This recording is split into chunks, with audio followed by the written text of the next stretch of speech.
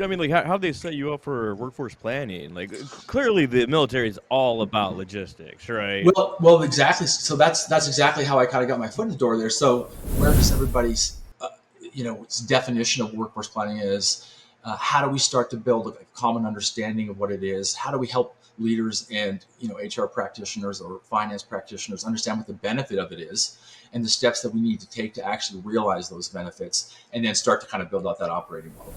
But before agents existed and before AI was really prevalent, there were also super teams that existed. One of which that I think a lot of people actually have been very curious about over years is what you guys built over at Nike a while back. And Oh yeah. we've had a few of those alumni on the podcast before. Nobody ever wants to talk about the Justice League that you guys had over there. But can you tell us the Nike story at all?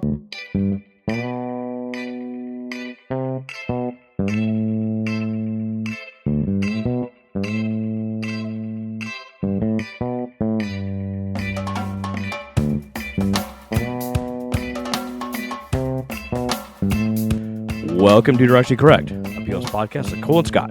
Today's guest, Ross Sparkman, head of workforce planning at Nutrien and author of Strategic Workforce Planning.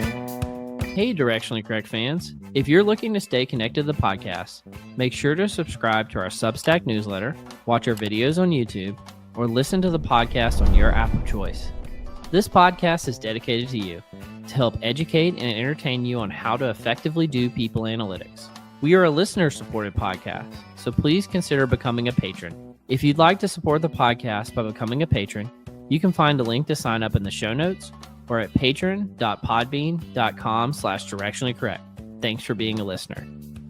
All opinions are our own and do not reflect those of any other organization. The bits about like Live Nation, like they'll sign an artist and then put them on a tour. Well, first they give them like $1 million advance. They put them on a tour in their venues in which the artist has to pay back the advance from the venue. Live Nation controls the ticket price. It could be $100 one day, it could be $10 the next day. They don't get any of the parking. They don't get any of like the alcohol sales. I think they can have their own merch sales. Oh, wow. But like they get like hardly anything from these contracts. It's really insidious. I've heard musicians really hate Live Nation and Ticketmaster. Yeah. And I've heard like Zach Bryan always talks about he tries to do, non-Live Nation shows and things like that. But I didn't know that part of what you were saying. I just assumed it was because I feel like it was like ticket gouging or whatever they call it. Yeah. Price gouging or price gouging. But I didn't know it was like a whole ecosystem where they control the entire thing. Well, yeah, they have it end to end, right? And they got you by the short and curlies, right? Yeah. Yeah, I just wonder, how do you get around that, do you think? Or can you get around it? I think you have to do something like Louis C.K. He put on his own tour, sold his own tickets, booked his own theaters, this sort of thing. Yeah. But, I mean, that's really hard in itself. And a band, a comedian's one thing. Like, you can fly around the nation, pick up a microphone, and do your thing. Yeah, you have to go like full farmer mode. You're churning your own butter to sell like your like. There's no way around it. Like you got at the very least probably a guitar. Then you got a drum kit and like I mean all this sort of shit's got to be shipped everywhere. And you got people like to handle it. The whole deal. The whole deal. All right, a lot of mouths to feed. That's what I'm saying. How's it going, Ross? Hey, how's it going, gentlemen? Can you hear me? Yeah. Got you good. Oh, sweet. Okay, good. Well, fantastic. One issue already avoided, any kind of audio or visual challenges. Well, you can't fix the way we look, Yeah. Like that's the one thing they can't fix. I guess you can. I don't think you would want to fix the way you guys look, would you? I mean, come on, look at this. This is amazing. I think that's why the plastic surgery industry exists. You can always look a little bit better, I've never wanted to wear the over the head headphone things. Like it messes with this sweet do. Like I can't do it. I wish I didn't have to, but it's like I've tried doing these things before, and Scott, I need the mic like you, man. I just. I mean, this is clearly it's the same microphone that Cole has. I just got tired of like lugging around all the rigging for it, and just took it off the post. And they sound so good though. Yeah. I mean, it just makes you just sound like, I don't know, it almost just sounds smarter speaking into a big mic like that, I feel like. The audio journey that we've come on with this podcast is incredible. Yeah, a lot of learnings, early learnings. Well, we actually, if you go back and you look at the early ones, we're wearing headsets like you're wearing right now. Oh, okay. Yeah, I forgot about that. you really come a long way. But I think, Ross, you made a big move back to Canada recently. What precipitated that? Oh yeah, so I did. So I'm actually originally from Calgary, and I've been Flames. gone. Scott, you just hit it. That's actually, no kidding. That is one of the reasons why I wanted to move back. I'm just a big hockey fan. I mean, we don't have a great team right now, but that's another story. But Cardi's good. Havano. Come on. What's that? Yeah. He's good.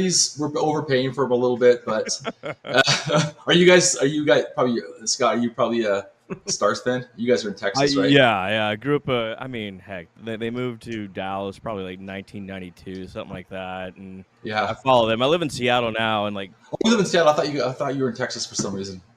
I have a Texas state of mind. I think that's how it Okay. goes. Yeah. I thought you guys had the Texas deal. No,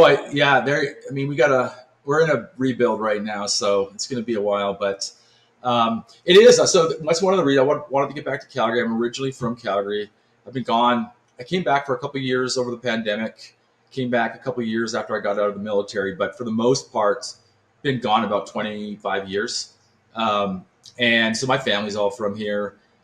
Big hockey fan, and so I've been looking to kind of get back. My fiance, she's from up here. She's got a big family. They're all from here. So for me, I don't know if you guys have ever been to Calgary, but it's right on the doorsteps of the Rocky Mountains. It's just super, just really beautiful. I like the mountains, the outdoors. So been looking for an opportunity to kind of get back and head back up here. And this new role at Nutrien kind of allowed me to do that, which is kind of the other big news, I guess, if you guys didn't know. That's fantastic. What's Nutrien? What's your new role? Yeah, Nutrien. So was looking at opportunities up here, and honestly was probably looking for 3 or 4 years.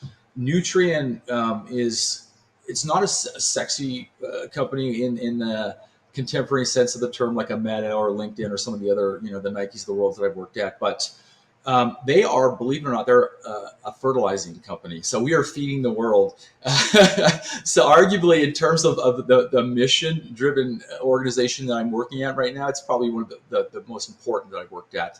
But so one of the biggest fertilizer providers to farmers, and they have kind of a full mining operations in potash, nitrogen, phosphate. All global organization all over the world, and they also have a big retail arm. They are actually a company that was formed from Agrium and Potash Corp, which is a Canadian company, about 4 or 5 years ago. So it went through a big merger. Yeah. But it was interesting for this role that I'm in now. Kind of a typical remit of coming in and building out a workforce planning capability. They've just, like a lot of organizations, been kind of going through the highs and lows of growing and then retracting, growing and retracting, and have kind of went through a bit of a transformation as an organization and wanted to get this muscle built out. And then also, and this is something that really was a seller for me, was they're also really big into building out their AI workforce strategy, which is what I spent a lot of my time doing at Walmart, which is my most recent organization. And to be able to come in at the early stage and both build out this workforce planning framework and operating model, but also pair it down with how we're thinking about, an AI workforce strategy is kind of like the sweet spot for me right now. So all things aligned, and here I am in Calgary now. Go Flames. Go Flames. The days of Joey Nieuwendyk and Theo Fleury. Joey Nieuwendyk. These are my guys. Those are like, happiest day of my life was I still remember it. I was 12 years old. Actually, I probably shouldn't say this is the happiest day of my life. But I'll be honest, it's one of the happiest days of my life. And May 25th, 1989, Calgary Flames win the Stanley Cup. Joe Nieuwendyk, centerpiece for that. He went down to Texas, I know, afterwards. But that's just lifelong Flames fan. I was crying, bawling I still get teared up when I think about it. And that was the last time we were even we went to the finals one more time. But it's been a long road ever since. Cole, we got to do a show at the Saddle Dome. Yeah, totally. You better do it soon too, because we only got about 2 years left. We're building a new stadium. Really? And so they're going to knock down this. Yeah, we're knocking down the Saddle Dome. And that's going to be another emotional day for me, to be honest. Yeah. I mean, it makes sense that Nutrient would be located in Calgary. Like the big rodeo there, like all this sort of stuff goes on. Exactly. They're a big sponsor, to be honest. Yeah, of the rodeo. That's actually where I first learned about them. They're kind of all over the Stampede. So I used to see Nutrient kind of all over the place. And yeah, I was like, oh, I know Nutrient, but I didn't really know what they did. Now I do, obviously. But yeah.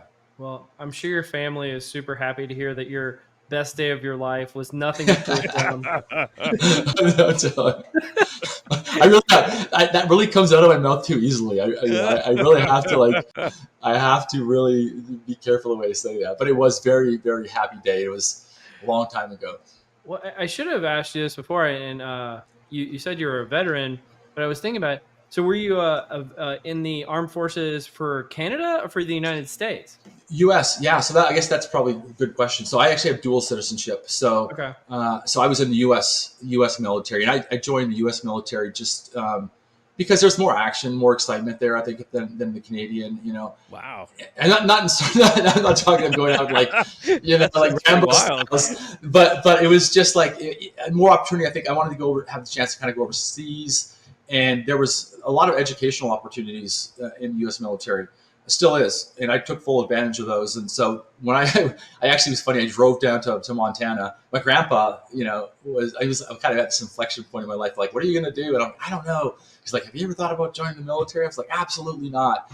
He's like, well, I've heard the U.S. military is a great way to get your school paid for. So we drove down to Great Falls, and 6 days later, I'm in boot camp. Oh my God. And the rest was history. So the short answer there is I was in the U.S. Navy, Okay. And kind of stationed all over. But I spent a good 8 years in Japan, stationed over there, which was really cool. So spent a lot of time kind of in the Pacific region, East Asia, learning about that culture, which was just amazing. I mean, how they set you up for workforce planning? Clearly the military is all about logistics, right? Well, exactly. So that's exactly how I kind of got my foot in the door there. So I would say that a lot of people don't realize this, but the U.S. military is probably 20 years ahead of a lot of private sector organizations with workforce planning. I mean, think about probably a 2 million plus workforce that's been moving people around, everybody around every 2 or 3 years for decades. And so I actually did a stint in what they call manpower planning, and it was towards the end of my military career. And I was at the time working on my MBA, and I was starting to think about how do I start to position myself in the private sector with my military experience. And I was doing my MBA, and we were kind of doing our kind of org effectiveness kind of HR classes, and there was this kind of topic on it. And this was way back, 2000, late 2000s. And I started thinking, I kind of do that in my kind of current job. How can I start to just really sell this? And this was kind of really, I mean, I know workforce planning has been around for a while, but this was around when it was starting to kind of get a little more steam. And I was like, well, maybe I can start to position myself as being somebody that's done this before. And I was able to get on at Deloitte doing management consulting, and sort of take that MBA and that military experience, and then learn, how these big four consultancies have all these frameworks built out and are thinking about workforce planning, and kind of match that with my experience, and then start to build my brand and my experience. So that's how the momentum got going with me. Well, thank you for your service in the Navy, first of all. But second of all, I'm curious. So you recently released the second version of your book, Strategic Workforce Planning, and now you're going to this green field situation at Nutrient to kind of implement a new operating model. And obviously, you've come up through a variety of organizations, not just the military or Deloitte, but others as well, kind of being a trailblazer in the workforce planning space. How do you take all that knowledge and in 2025 apply it to do, cutting edge work? Yeah, it's a great question. And I think you guys will appreciate it. Every organization in this kind of workforce planning, people analytics space, they're at different maturity levels. And I think one of the things that I have learned in my experience, and I even write about in the second edition, is, you can come in and have all the experience in the world, but you still have to be humble in your approach. You have to understand the business. You have to meet the business where they're at, assess what would work sort of short term and longer term, and develop your strategy and approach appropriately. So my approach really here has been where could we go with this? What's the art of the of the impossible?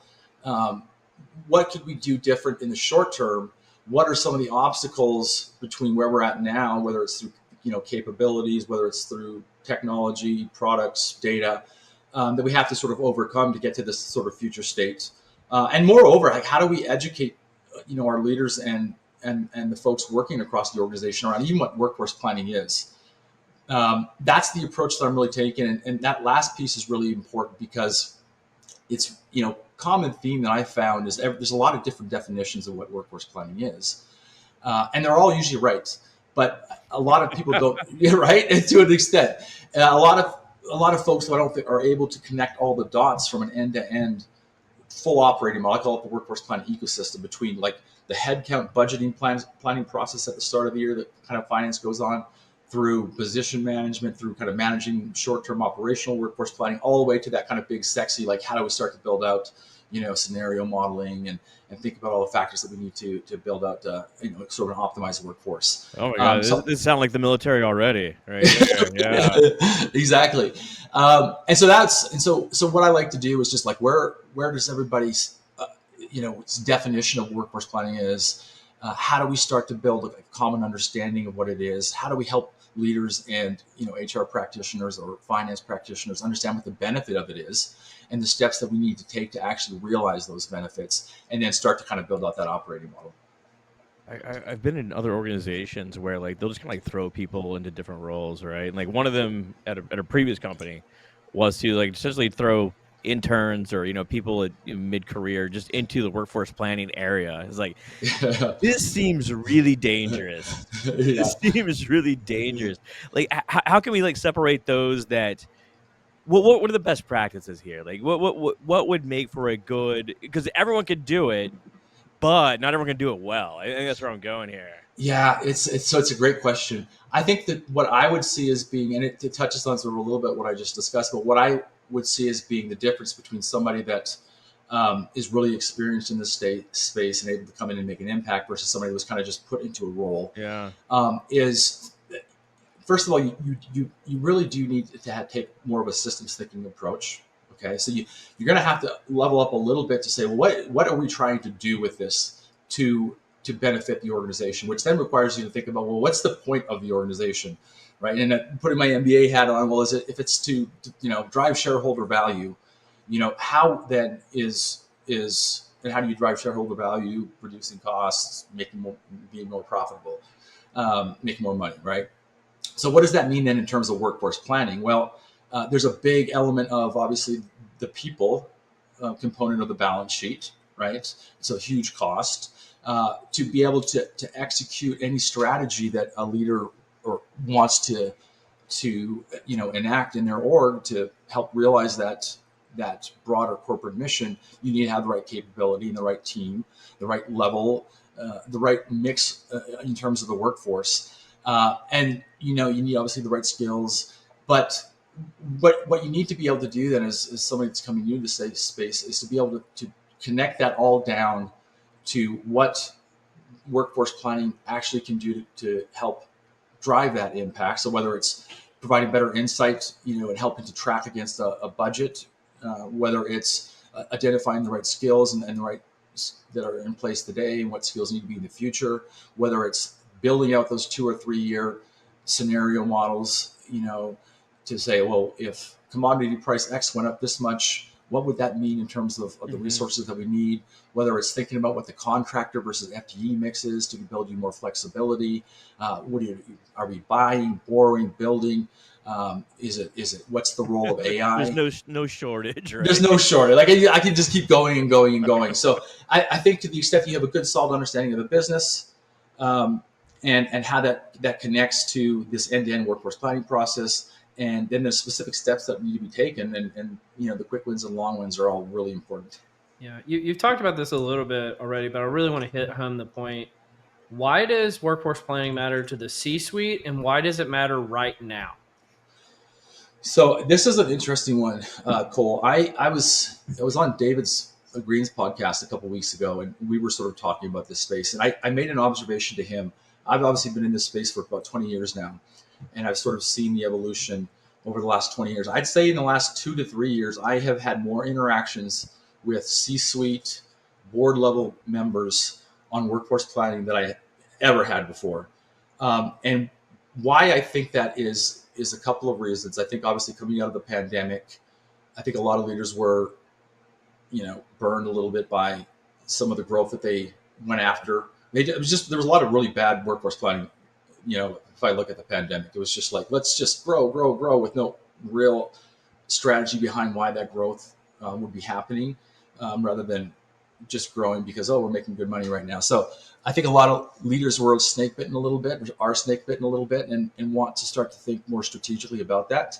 But I do think that the other reason is what everybody's talking about, and I think we all know that we were going to go down this road at some point, that the impact of AI on the workforce.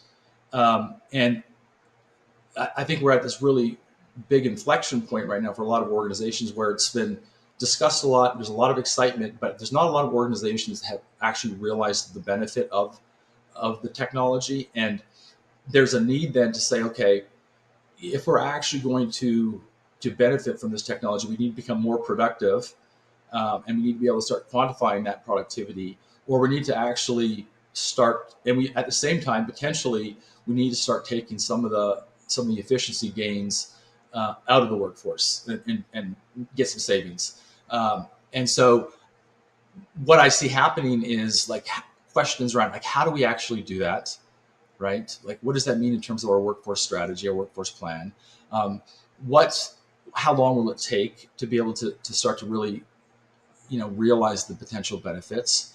What does it mean then in terms of an actual strategy that we need to take today? And I think what a lot of leaders are not necessarily thinking about, that they need to start thinking about, that I've been having discussions with, is the time is right now to develop your AI workforce strategy. And by that I mean, are we actually going to riff, yank out parts of the workforce? Is that the right move? Are we going to just give certain roles more work? Are we going to just, maybe we're not going to backfill certain roles, but then hire for other types of roles?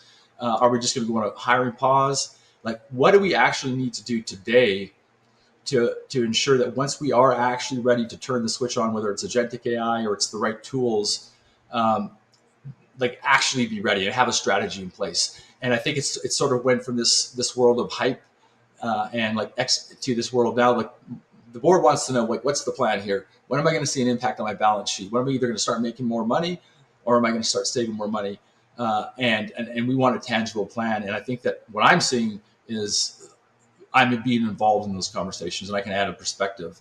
And it really aligns with this concept of like strategic workforce planning, if you're thinking of, digital AI agents as being part of the workforce. So those are some of the reasons and things that I've been seeing, and why I think that this work has been elevated a little bit more. I don't know if you guys saw that article by McKinsey. David Green shared it on his website around just the importance of strategic workforce planning right now. It's super salient and it's like spot on. Well, it's like the flip side of the coin that everyone's, worried that AI is going to take their job, right? It's just like the company's perspective in that way. Like, if obviously, like we're at an inflection point, as you said. Like what kind of timeline might we be dealing with? Obviously, some people are ahead, some people are behind. Yeah. Not every org is the same, or industry. Yeah, you know what? This is, Scotty. This is where I think. The timeline that kind of comes to my mind is probably still like a 2-year timeline. Yeah. To where we would actually be able to truly leverage the technology. The technology is there today. And I know, like Sam Altman always says, like, today's model is the worst model you're ever going to work with. The technology is there today. Like the agents are smart enough. The technology is smart enough. What's not there, and this is where I spent a lot of time at Walmart, and how I'm already starting to think about what we need to do at Nutrient, is to be able to, like, there's two types of, like, you can think about like AI in terms of actually a couple different ways. First of all, there's how are we actually going to use AI to enhance our service, our products, our value to the customer, right? So that's one piece. Then the other piece, though, is how are we going to use AI to be more productive with our workforce? And so I'm kind of playing more in that space. But then within that space, there's two other ways to think about this. There's this sort of horizontal and vertical aspect. The horizontal is, what are the tools and capability that we're putting into the hands of our employees to allow them to do their work better every day? I think that's the stuff that's really evolved a lot over the last year. I think everybody's starting to get more comfortable with it. There's probably questions around, okay, well, are people using this and then just slacking off for the rest of the day, 90% of the day or whatever? I think there's probably some of that. But then there's the vertical piece, which is when we start talking about agentic AI. And that's where the real opportunity is, right? Where we're actually building a workforce of agents that are working autonomously with each other and with the workforce, the human workforce, on workflows. And that's the big, like, whoa, now we're starting talking scary, about, right? That's where it gets scary, and that's where the actual opportunity is. But to do that, again, the technology is there. And for certain, definitely will be there in 2 years. But the challenge that we have to do, and this is where, we talk about the role of HR and this really being a cross-functional, body of work, is we kind of have to go and understand all the different jobs in the organization and their, the potential for impact for AI, whether it's augmentation, complete replacement. But to be able to truly build up the workflows, we actually have to go in and do a task level analysis of every job. Right? Everything from it's great, like full circle. Like you can go so far in life with just mission, vision, and strategy. Yeah. And on the other end of the spectrum, job analysis. You have right? to do it. Job analysis. And I can already start. I'm seeing these questions from leaders like, why can't we just do this? Well, the technology and like our tech function, our IT function, our technology function is like saying the right things. They're saying this is not a technology challenge. This is a people challenge. This is we have to hold hands and understand what the work is, and then develop thresholds on what's acceptable in terms of like the types of decisions and autonomy that we're going to give the agents, and actually start to then build the technology into those workflows, and which is really challenging. Now, I will say this though. What I've been spending a lot of time doing with the technology, and think it's a really good use case for the technology, is 3 or 4 years ago, to be able to scale a day in the life of task-based analysis for 6,000 different roles across the organization would be any consultancy's dream project. That's right. Like a 10-year engagement for like a consultancy. But I think it's a good opportunity actually for AI. There's a lot out there that is relatively common across jobs and the tasks and the work that they do, and you can, using leveraging AI, get a pretty good baseline framework in place for how you would then start to build into the agents into these workflows. So that's, I think, in terms of what I would am recommending as being like, how do you do this in a scalable fashion? Like, let's use the technology that as a starting point. Yeah. And that's did a bunch of that at Walmart, spent months validating it, and it does seem to be pretty accurate, much more efficient than going out and trying to bring in a bunch of consultants and watch folks. God, yeah. Right? Can you imagine? Well, yeah, you're getting into a space. I'm talking about this constantly. I just gave a presentation at the IPAC conference called Job Analysis at Scale, and it's so weird that the most boring topic in all of this work is now becoming the sexiest topic because it's so relevant because of everything that's happening. Right. So foundational. Yeah. And say job architecture, like we're going through this big job architecture, and right off the bat, I'm sitting here like, this is a kind of a big deal, actually. Like, let's not just like gloss over this like a check mark and like an HR transformation that like some little team's doing somewhere. Like, we need to be really, really thoughtful about our job architecture and understanding how that is going to, again, augment the workforce and what that means. Like, let's not glaze over this. This is a moment to kind of get this right, because it's like you said, it kind of is a sexy thing right now. Yeah. So what are we looking at? Like super teams, massive teams? No. So I think it's going to be, depending upon the roles, and you guys probably would agree. I think there's going to be new roles, new teams. So think, prompt engineers, etc. I think there'll be the same number. There'll be, if you count the agents as part of the teams will be way bigger, and they will be super teams. I think that you'll just see a lot less folks. In the ratio of humans to agents will be much more skewed towards the agent side. I'll give you an example of just how I'm, truly thinking about this, and take this for what it's worth. This is my opinion. This is kind of the direction that I'm going. But so I mean, part of my remit is to kind of build out this framework for how we do workforce planning. And you start to kind of right off the bat, you start to go, well, is it a COE? Is it a hub and spoke model? Right off the bat, there's a big capability gap. HR business partners don't necessarily have the capability, and how do you scale my knowledge across the organization? In the past, I would probably say, well, you need to hire X number of resources. You need to kind of build out a team, and we need to sort of have this interaction model. But where I'm at now is I'm thinking 2 years ahead to my earlier point and saying, well, is that something that we really need a team to do? Or would it make more sense building out a co-pilot that has all of my experience, all of my background, everything that I could do at the fingertips of maybe not even HR business partners, maybe your leaders, to where I can prompt this agent to say, hey, give me 3 scenarios for this site location, factoring in all these economic variables, develop me a forecast, rank them in terms of probability impact, just on and on and on and on and on. Which again, like that's the stuff that I've done and my teams have done. Does it make sense to build processes and work around that, or does it just make sense to acknowledge like this is the world now?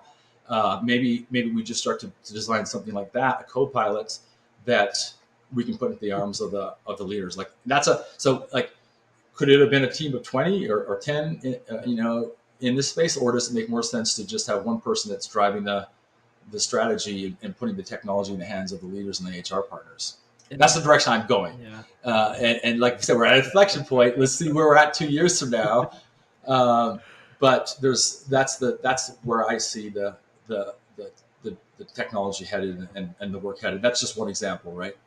and that's why I'm here today to announce Ross GPT. And here's the first prompt. I've been having these conversations, and it can be difficult, a little bit uncomfortable. To an extent, I'm talking myself out of a job, but at the same time, I've also done a lot of, based on what I've been, doing in this space. It's clear that the folks that are on board earlier and that understand the technology and that are engaged in building out solutions like this, and thinking from a leadership perspective, like how do we work with this technology? Like these are the traits that are going to be rewarded in the future, and that leaders are going to have. And I think that you're going to see 2 types of schools of thoughts here: the people that resist it and nope, it's not going to happen, and maybe they're right. We don't know. We'll see in a couple of years. Or the people that are let's see. Let's think about 2 years. Let's leapfrog where we're at today. And I think there's more job security in the latter than taking the resistor approach. Sure. It's definitely going to happen. It's just like how soon and what it's going to look like, right? Like what it's going to look like, exactly. Yeah. Did you guys read that essay that Sam Altman dropped about 3 weeks ago? No, what was that? On his blog. I thought it was a really. I'll ping you guys the link, but he dropped an essay, and I think it was about 3 weeks ago. It was one of the most interesting, revolutionary reads I've ever. Again, maybe it's a little bit hyperbole, whatever. One of the things that he said was, if you look back 100, 150 years ago, and you asked, the farmers working out in the field, what we do, what white collar knowledge work does, they would laugh at you and say, "That's not actual work." Like, that's not work. That's not working. What is that? He says that in 10 years, we're going to look at the type of work that we do and just laugh. Like, you're going to be walking down a hallway with like a clipboard, like, "Oh, wow, that's a good machine. That's good work." Like, not really doing much of anything. Like the quality of life and just like the ease with which we're still going to work because we're going to need money, and there's just going to be a justification for it. But it could just become dramatically silly. I think that's where Sam's mind goes. Like, it's like, we're going to keep working, we're going to keep making money. We're just not going to have to actually do much of the hard lifting, similar to what like a farmer would think about like 150 years ago. Yeah. Like, you guys don't do work. You sit there and look at these weird screens all day, and So I think that could be that's a pretty interesting way to think about it, maybe. Sure. Well, I think. Sam Altman's opinions aside, going back to kind of like, are you going to have a super team to do this type of work? It sounds like the answer is it's going to be a combination of fewer humans and more agents. if you're not kind of a resistor, but the super team will exist nonetheless. That's what I think. But, before agents existed and before AI was really prevalent, there were also super teams that existed. One of which that I think a lot of people actually have been very curious about over years is what you guys built over at Nike a while back. And Oh yeah. we've had a few of those alumni on the podcast before. Nobody ever wants to talk about the Justice League that you guys had over there. But can you tell us the Nike story at all? Oh yeah. So I know, and I was funny because I know Ryan Hammond. I'm sure that probably Richard Rose now has been on there. I haven't had a chance to see their episodes. I kind of wanted to watch. Nike was a good.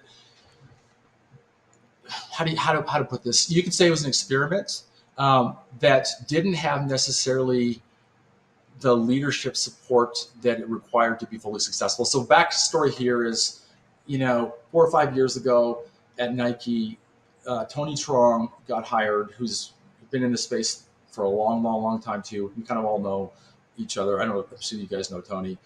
He got hired in by Kim Lupo, who was our total rewards leader at Nike, to build out this super team. And the context that was going on at Nike at the time was there was a massive transformation happening in Nike on multiple levels. So they were shifting to a direct-to-consumer strategy. They had just brought in a new CEO, John Donahoe, who was the ex-CEO of Bain Consulting, and had a very consulting mindset way of thinking about things. And he quickly set the tone for this transformation that was going to be direct to consumer. He kind of built out his leadership team and had a really strong vision of what that would look like. Part of that was also an HR transformation that happened, full end-to-end HR transformation, like proper HR transformation, Workday implementation, the full gamut. Tony brought on this team and Kim brought on this team. And it was basically Ryan Hammond, myself, Richard Rose now, Arturo Aguiar, Andrea Galise, who all have a lot of experience in this space to build this team. And we were excited. And honestly, the experience in working with those guys was just unbelievable. They had so much. I learned so much from them. What unfortunately happened was about 2 months after we got going, Kim ended up leaving. Kim Lupo, who was the one who kind of brought this team on, and we were sitting. And what she owned Total Rewards, and she owned operations. And as part of this transformation, she ended up leaving and going to Walmart, which I just worked with her at Walmart again. So I've had the opportunity to work with her. She is somebody that's very forward thinking, and she gets it. But she left, and we brought on a new leader, and this work and this vision and the scope of what this work was to be dramatically shifted. We ended up sitting in HR operations as part of this new HR transformation that was really being led by some of the big consulting firms. And it was just unfortunate because as this transformation kind of unfolded, we were really playing off of a consulting playbook. And again, it's not surprising. John Donahoe came from consulting, and he was a big fan of consultants. And I'm a Deloitte guy. I'm a consultant, so I know consulting.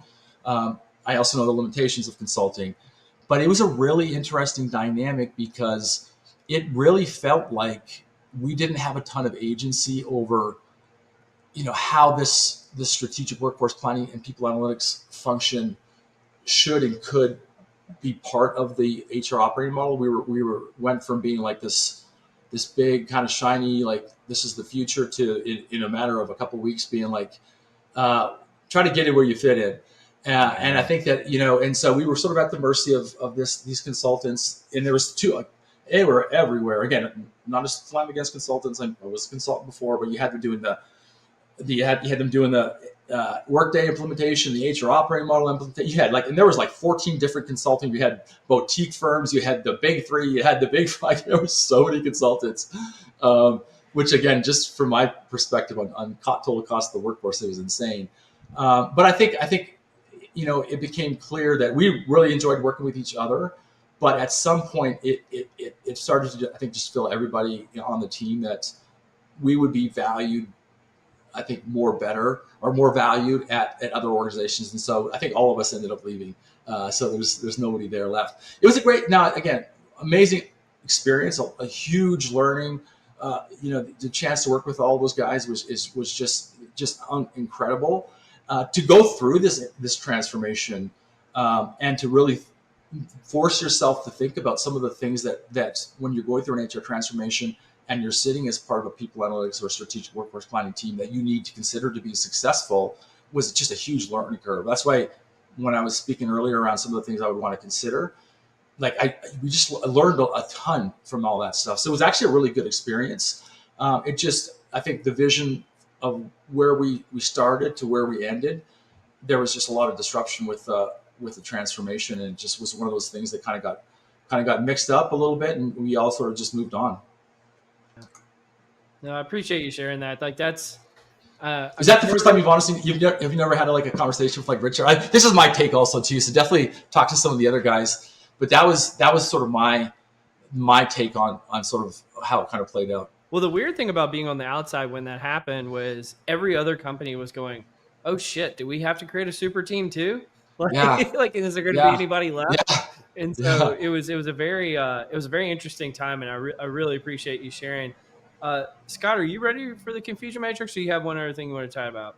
Yeah, I thought that you were going to talk about the time in Nike that you saw Tiger Woods walking around Beaverton or something like that. That's the story I want to hear. There's all actually. I never had a good. I was working remote. That was another thing that I think probably made it a little bit more challenging. I never got any of the good. Everybody had a Michael Jordan bumped into Michael Jordan story or a Tiger Woods story. Literally everybody. And Michael Jordan's probably the one person where I would I'm a little bit starstruck by. I'd want an autograph. And that I never got a good chance to see. Although Drake used to come there a lot, so Drake was probably the biggest star that I saw. I've been invited there a couple of times. It's really magical campus. It's pretty wild, cool. Yeah, it's pretty cool. Yeah. The thing I miss from those days, Ross, is you and your Nike jumpsuit pictures. So this is a Tony Trong thing, and so there's a story about Nike. It is a real thing that you have to be decked out in Nike.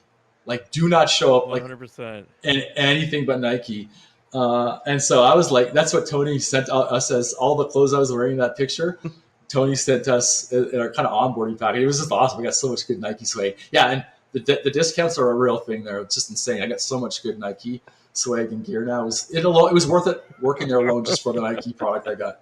That's fantastic. All right, you want to do this little confusion matrix? Yeah, let's do some confusion matrix. The confusion matrix.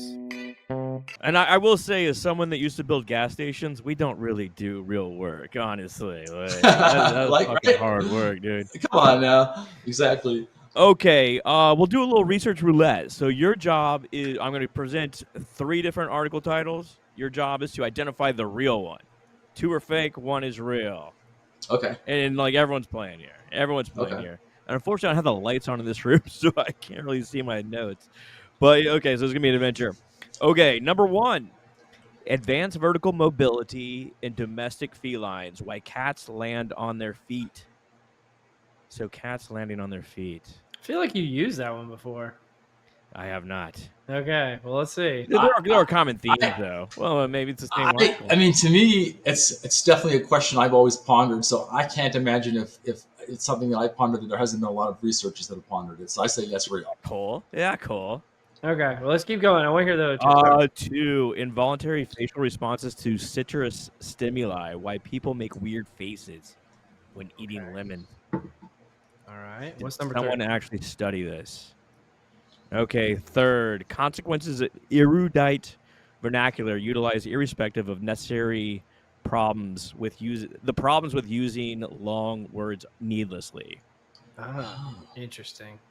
Okay, so please don't make me repeat that one. It's erudite long words. It's cats landing on their feet was the first one, and then what was the second one? Involuntary faces. Involuntary faces. Okay.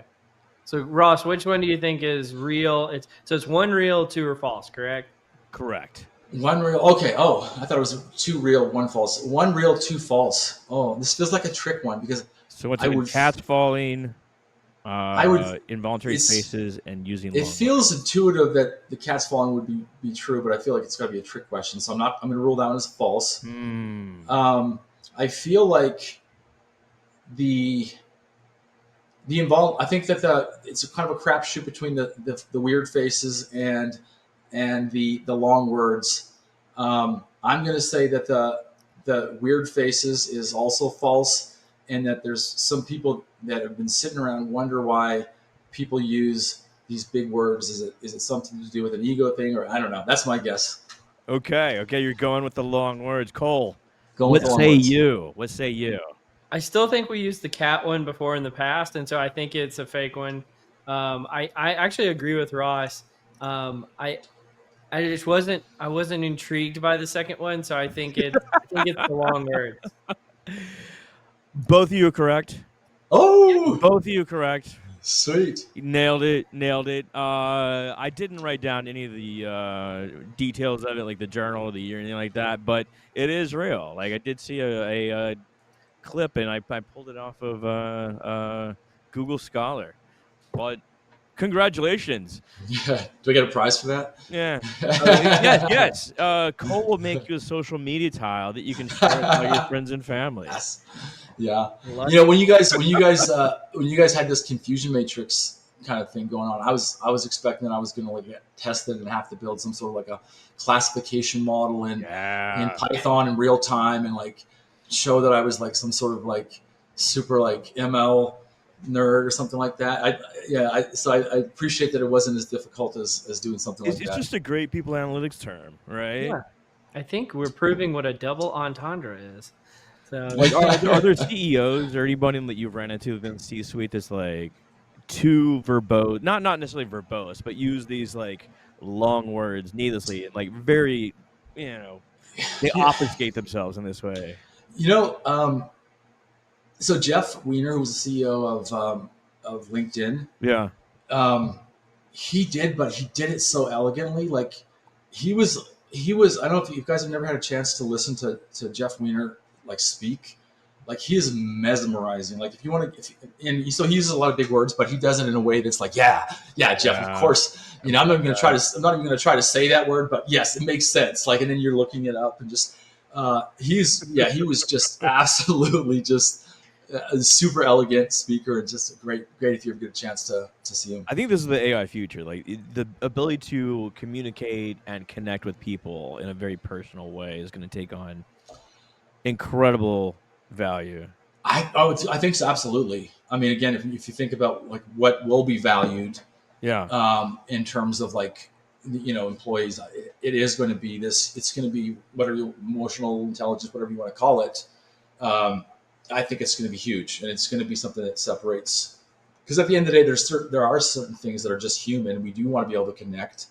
So you could have we're going to still be working there. I mean, fingers crossed, right? It's not going to be the machines running the world. So I think you're absolutely right, Scotty. Our super team of agents are just going to realize that we are the weak link and be like, get out of here. We don't need any of you guys. You guys can just walk around the hall or whatever. But we got this. We got this without you. Yeah. I knew this one guy. The only big word he knew was asinine. And so, it's a good one though. So every time he would get mad, he'd be like, "This is asinine. This is so asinine." The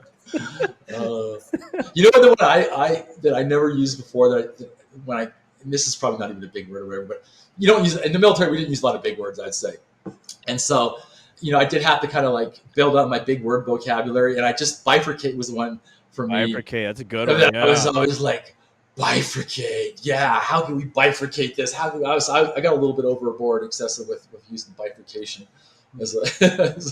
Well, let's bifurcate the end of this segment and go into the nerdery. Okay. How about that? Sounds good. Let's do that. The nerdery. All right. Where you want to go, dude? You want me to kick us off, Scott? Go for it. Yeah. Right. Yours is actually interesting. As opposed to the other one.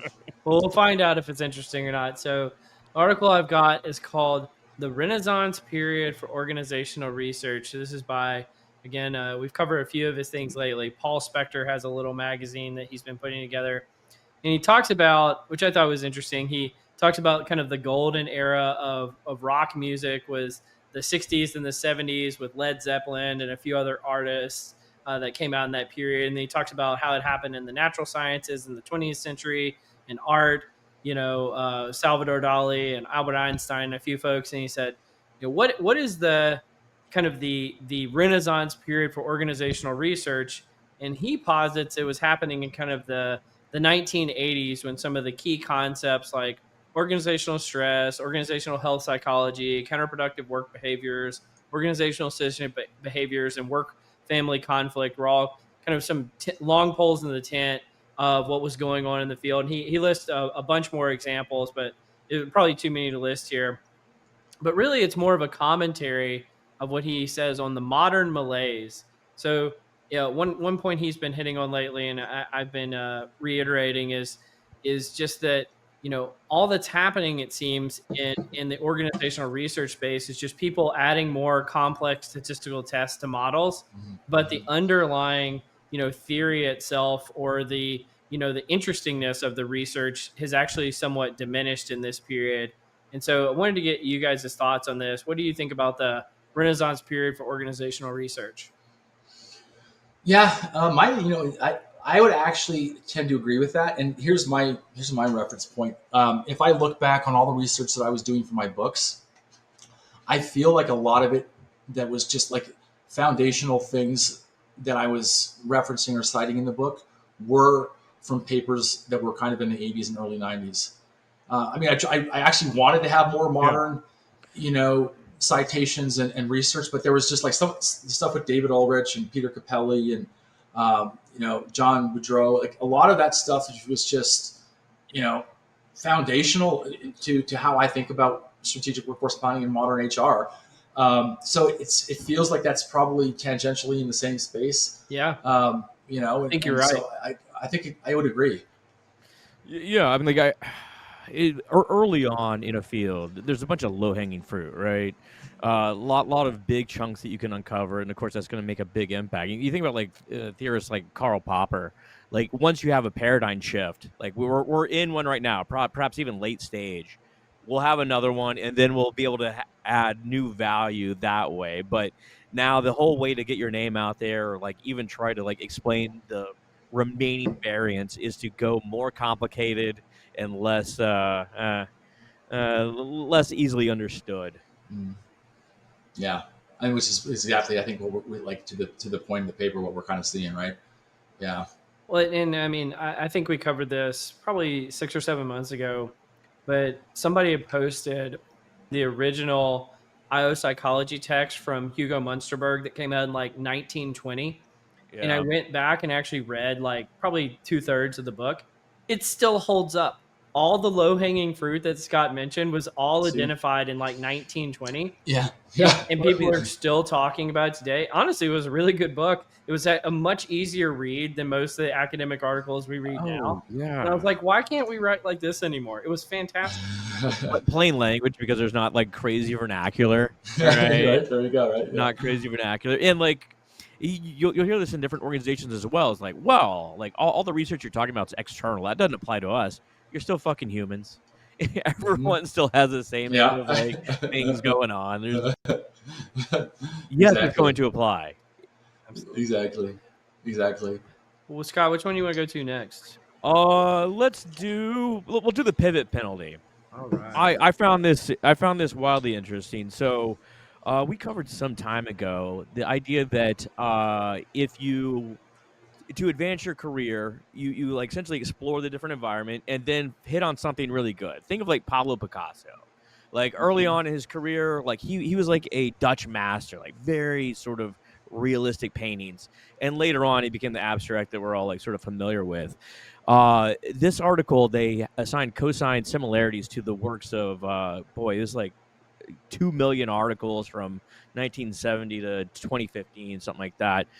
And they identified the career paths of different folks, and they hit on something a little bit different. So researchers that switched genres within their own work corpus had lower impact. So the lowest switching pivot work had about a 7.4% chance of having a very high citation count. The very high pivot ranking for internal work had about a 2.2% chance of achieving the same mark. So essentially what he's saying is like, if you're like making a big jump in the field, like the chances that you're going to make an impact are much lower. And like they theorize that it's about, tapping a new audience or getting into a new journal that has their own sort of things, that sort of thing. But it happens at all career stages, and even when like certain things like COVID like push people into different sort of areas. Sort of an interesting take. I thought this one was really interesting. And if I was to kind of think about this in terms of, again, like talent management or career mobility, if I'm understanding this right, basically what we're saying is we should probably rethink this concept of specialization versus generalization. I mean, again, from an organizational performance perspective, right? Like I took this to basically say that it's basically saying stick to what you're good at. Yeah, it's gonna be hard to like convey what your the new field that you got to like learn. Yeah, you become a novice all of a sudden. Yeah, which I mean, I guess that makes sense, right? I thought that was a pretty interesting one, and it intuitively it makes sense. It's just, is there a world where you can like are there more real world applications from a HR kind of like job performance management perspective, or do you think that would just be like truly in academia and research? Yeah, I always go back to the Charlie Munger quote: "If you show me the incentives, I'll show you the outcome." And I think about this in terms of academic research. If the incentives say stay in your lane, only find like one idea and then publish on it for the rest of your career, that, if you want to get tenure, if you want to be well known, you've got to find kind of, again, your tent pole research topic and then just milk that thing forever. Yeah. The reality is what that leads to is kind of this collective action problem, which is science gets worse. Yeah, I mean, you're right. Because you need kind of these boundary spanning research topics that bring around paradigm shifts, which I think aligns with kind of Paul Spector's point from earlier, which is, we had our glory years in the past. How can we recapture the glory years? Well, people have to get out of their lane. But all the incentives are telling them to stay in their lane. And so I think it's just again, an issue of incentives versus the outcomes we want to see. It's like, are you making the right combinations for the new research and this sort of thing? Like, it's the previous work we've seen is shown that new combinations of work produce the biggest outcomes, but that doesn't always hit, right? Yeah. And if you're just like changing areas, which I've been one to do, honestly, in the various things I've published, it's harder to like make your name there. Yeah, I mean, I hear that a lot. I try to publish articles about everything under the sun, and people are like, Cole, if you just talk about the same topic 5 or 6 times in a row, maybe it would become like get a lot of traction. But I've already moved on 7 months ago to a new topic because I just crave that variety, and so there's definitely a trade-off here. Yeah, I was going to ask Cole, do you think that's just because like your personality, you're more curious and you want to just go out and yeah, right? Oh, I know. I feel like that's kind of the same for me too. Like I just naturally want to go out and explore, different things. But yeah, I mean, I'll tell you this: if like there's folks out there that like want to hack the like how to get well known, and I'll tell you exactly how to do it. Don't do what I've done, because like that's like the journeyman's track. If you want to skip to the front of the line, write about dashboards, write about data visualization, talk about AI constantly, and just hit on kind of like the sugary sweet topics that people want to hear about, and just hit it over and over and over. And that's you actually see some people out there doing this type of stuff, and it's because they play to where people care about, and it's like, well, I just crave more stuff. Sorry. Yeah, you get bored after a while. I want to see what else is going on out there, and I want to write about it. I think some of that's just at bats too, right? Like if you post like twice a month, you're in the top 1% of LinkedIn posters or something like that. Absolutely. Is that right? I didn't know that statistic. Huh? Yeah, it's a made up stat, but yeah. They say 80% of stats are made up on the spot, right? It's directionally correct anyway. It's directionally correct. Yeah, come on, guys. Sue me. What's up? Well, Scott, do you want to hit us with the last one? Yeah, this is called influencing choice without awareness. So a few weeks back, we had an article that dealt with how people perceive magic, like magicians. and like, do they think it's like magical thinking, this sort of stuff. And I don't really care about the outcomes of this article. I really thought the methods are funny. So the question is, like, we make choices all day, every day. But how much agency do we actually have in these choices? So you would essentially like hide food from yourself, and like therefore you're not going to eat, or it's going to be like out of sight, out of mind. Cole and I were talking about this before the pod. Like different artists that talk about beer, you're more likely to go drink a beer at the show. Like they love that sort of thing. But what this article did is they had a professional magician do like essentially a pick a card trick. And the way it works is they essentially display one card for a longer duration than the other cards, and that becomes the target card. So in this study, they showed that it was a super high number. 98% of the people, the subjects that they did this to, they picked the target card. And only, was it 81% thought that they had agency over it. They thought that they had free choice in the system.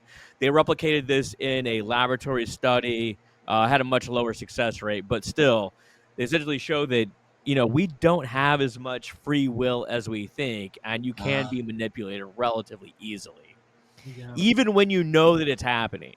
Yeah. I find that incredibly not surprising at all. And I think this is probably one of those human behavior pieces again, where there's just some dissonance around how much agency we actually have, and how much we understand our own consciousness, etc. That doesn't surprise me. Everything we're just puppets manipulated, and, right? Social media, Facebook, like oh my god, the social right? influences are insane, and everyone thinks that they're making independent choices. Like probably hardly any of the choices you make are independent. I honestly bet barely any. Like there's been some seed planted somewhere that ultimately, again, whether it was conscious or unconscious, that Yeah. What was that movie that was where they went like 2 or 3 layers deep? It was like Inception. Inception. Yeah, That's kind of like Inception, right? To a certain extent, right? You never go 3 layers. I can't remember the quote. Yeah, like that's a great movie. That was a great movie. I watched it recently. Like it's top of mind. There you go, right? Dream within a dream. Dream within a dream. Yeah. They went super deep. I haven't seen I haven't seen a magician in a long time. Definitely not like a pick a card up in my face. Well, I love this line of research. First of all, I've had this thought for a long time that one of the things that psychology research in particular has gotten wrong is they have not reached out to the magician community, the mentalist community, the stand-up comedy community, all these communities that have figured out like a key unlock in the human psyche that has not made it into the research sphere as much. And so I love that you can essentially, use this to figure out the cognition of human beings and kind of these key unlocker, probably like the tarot card readers, all of those folks know something about humanity that we don't know. And I think that there is a really great opportunity there. The other thing that I thought was interesting about this is if you want to mess up a magician's trick, choose the card that they're not expecting you to choose. There's some that are more salient than others. Yeah. So basically, like whatever comes to your mind, don't do that. Just choose something else. Exactly. Like wait for them to like flip through the whole deck and then just choose the card on the top layer. And it's like you're gonna totally mess up the trick. I like what you're saying though. It's like people shit on the MBTI, but that thing is popular as hell. Why? How can we bottle that? And utilize it? Absolutely. I love that. In colors-based assessments too. People love those for some reason. Well, this has been so much fun having you here, Ross. We didn't actually hit on it that much, so I want to promote it here, but Ross has a version 2 of his book, Strategic Workforce Planning.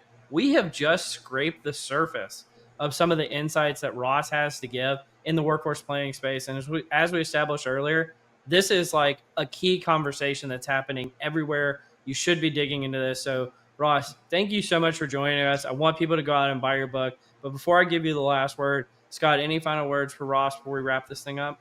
Ross, this is super fun. Go Flames. Go Flames. Go Flames.